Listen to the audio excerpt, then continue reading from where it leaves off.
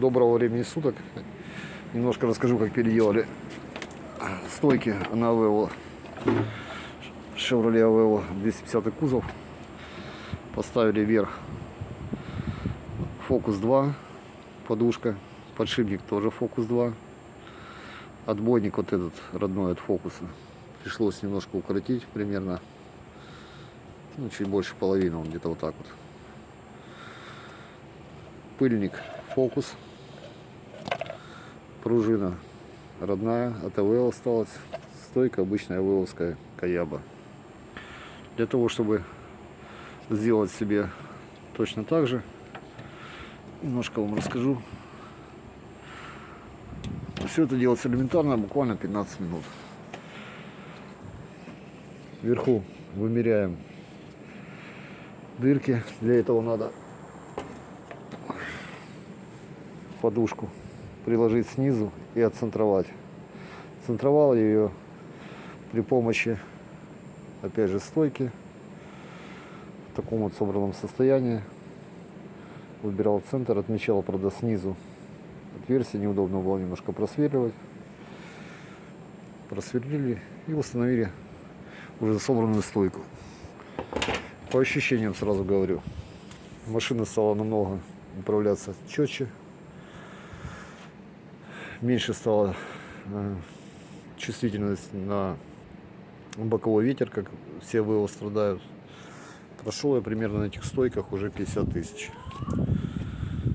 Никаких проблем, развал схождения делается элементарно. Также на это ничего не влияет, эти стойки, какие-то побочные эффекты. Рекомендую сделать себе также, у кого есть желание. Но если что непонятно, пишите, может, чем-то подскажу. Сейчас я поставлю на паузу. Итак, продолжаю.